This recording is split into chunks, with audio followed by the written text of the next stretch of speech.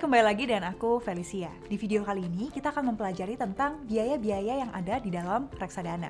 Di video sebelumnya kita kan udah tahu nih, ada 3 tempat beli jual reksadana, yaitu bank, aset manajemen, dan online. Nah, di video ini aku hanya akan bahas biaya reksadana kalau kita beli dan jual lewat online. Pertama, ketika kita beli reksadana, ada yang namanya biaya subscription atau biaya pembelian. Kalau kita beli secara online, biasanya biayanya tuh 0. Setelah kita udah check out nih, kita mau beli reksadana ini, kita kan harus transfer ya ke bank kustodiannya. Biasa ada juga yang namanya biaya transfer antar bank atau biaya transaksi. Misal, kita banknya tuh BCA, sedangkan bank kustodian reksadana yang kita mau beli, Bank Mandiri. Nah, ketika kita transfer dari bank BCA ke bank Mandiri, kan ada biaya transfer antar bank. Itu biaya yang kedua. Kemudian, setelah kita udah beli reksadananya, udah masuk ke dalam portfolio kita dan kita pegang, ada yang namanya biaya manajer investasi.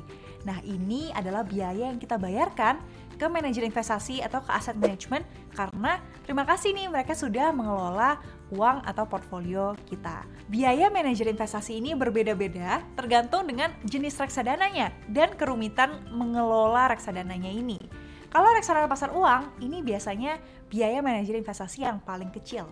Range-nya itu 0,5% sampai dengan 1% per tahun. Kemudian untuk reksadana pendapatan tetap, biaya manajer investasinya itu kisaran 1-2% per tahun. Sedangkan untuk reksadana saham, campuran, dan indeks biasanya jauh lebih tinggi karena lebih ribet nih mengelolanya. Di range 1,5 sampai 3,5% per tahun. Tapi untuk biaya manajer investasi ini teman-teman tidak perlu khawatir karena sudah dikurangkan atau sudah terhitung di dalam harga reksadananya. Jadi nggak akan ada nih tiba-tiba dipotong sekian persen untuk biaya manajer investasi. Semuanya sudah terhitung ke dalam nilai aset bersih yang ada di reksadana itu. Kemudian setelah kita membayar biaya manajer investasi, ada juga nih yang namanya biaya switching. Atau kalau misalnya kita pindah produk. Contoh, kita sekarang pegang reksadana pendapatan tetap dari manajer investasi ABC. Kita mau pindah nih ke reksadana saham misalnya.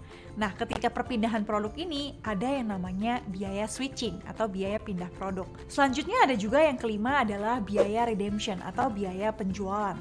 Ketika kita udah beli nih reksadana ini, kita udah pegang untuk sekian waktu, kemudian saat kita jual, biasanya ada biaya redemption. Tapi kalau kita beli dan jualnya lewat online, biaya redemptionnya 0%. Dan yang terakhir adalah pajak. Tapi teman-teman tidak perlu khawatir karena reksadana ini bukan objek pajak. Jadi pajaknya 0%. Nah, itulah tadi biaya-biaya yang ada di reksadana. Kalau kita beli reksadana secara online, 2 biaya yang perlu kita perhatikan cuma satu, biaya transfer antar bank kalau bank kustodian dan bank kita berbeda. Dan kedua adalah biaya manajer investasi yang akan berbeda-beda untuk setiap jenis reksadananya. Semoga bermanfaat dan sampai jumpa di video berikutnya.